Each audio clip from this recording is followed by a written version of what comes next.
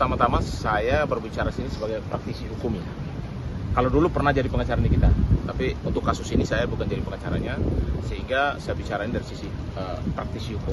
Pertama-tama bahwa kaget juga saya, karena proses kasus ini Nikita akan jadi tersangka dan juga ada asistennya kalau tidak salah ya. Dan hari ini dipanggil ke Polda Metro untuk BAP selaku tersangka. Pertama-tama saya mau sampaikan kepada Nikita, NM supaya sabar menghadapi proses ini. Yang kedua, sebagai praktisi saya melihat bahwa penetapan tersangka ini ya dalam kasus di sini ada pengancaman dan ada dugaan pengancaman dan pemerasan. Dan penetapan tersangka udah pasti polisi sudah memiliki dua alat bukti yang cukup kuat dari random cerita gelar perkara dan lain sebagainya. Tapi Nikita masih punya upaya hukum untuk lolos dari perkara ini.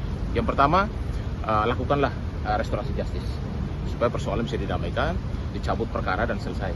Yang kedua, ada upaya hukum yang bisa membebaskan Nikita Mirjani adalah lewat pra-peradilan untuk menguji bahwa apakah status tersangka disandang kepada Nikita itu sudah sah, sudah memenuhi prosedural atau tidak secara administratif hukum. Karena apapun dari lidik, sidik sampai di penetapan tersangka, udah pasti prosesnya akan berjalan. Tetapi apapun itu, MK memberikan ruang kepada tersangka untuk melakukan yang namanya upaya pra-peradilan. Dan itu sering kami lakukan. Toh kalau upaya peradilan ternyata ada putusan bahwa penetapan tersangka tidak sah, Nikita dengan sendirinya bisa bebas dari status tersangkanya. Tapi kalau memang status tersangka dicangkan itu sah secara hukum, berarti harus masuk ke yang namanya proses peradilan. Artinya materi pokoknya harus dijalankan melalui proses, dan pasti saya yakin Nikita sudah harus siapkan saksi-saksi yang menguntungkan dia dan alat bukti yang lain. Karena begini loh, ketika orang memberikan uang, ini kan sama aja ya, pemerasan. Kalau bicara pemerasan kan ini ada dua pihak ini, yang memberi dan yang menerima. Pasti ada komunikasi, ya. Dan kejahatan bukan berarti dilakukan oleh satu orang. Itu bisa dilakukan pemberi uang tersebut. Jadi saya juga minta supaya pihak pemberi uang tersebut yang diduga adalah korban pemerasan tersebut untuk juga dilaporkan atau diperiksa. Karena bagaimanapun kedua belah pihak punya niat jahat yang sama, sehingga muncullah kasus kriminal atau pidana tersebut.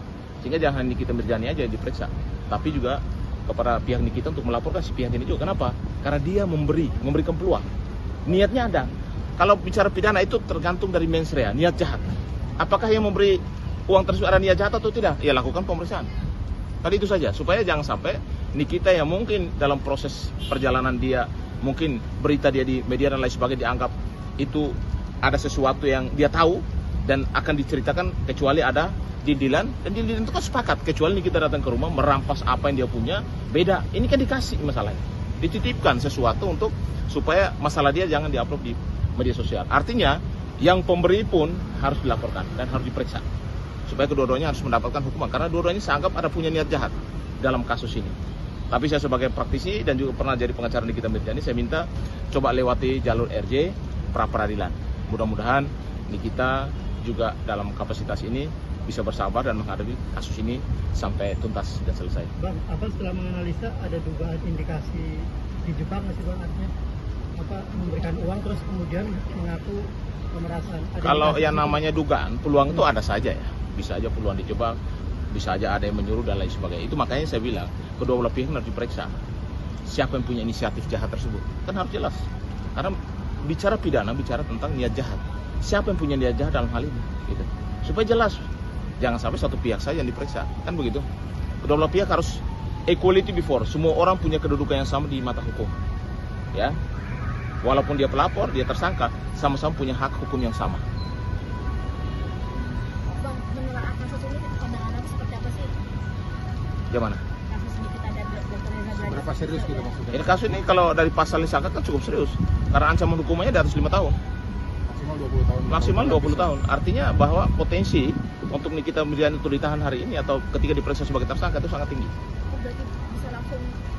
Itu tergantung penyidik. Orang ditahan karena satu, takut tersangka melarikan diri. Yang kedua, menghilangkan barang bukti atau mempengaruhi saksi atau mengulangi perbuatannya. Jadi itu adalah hak subjektif daripada penyidik. Ya. Cukup?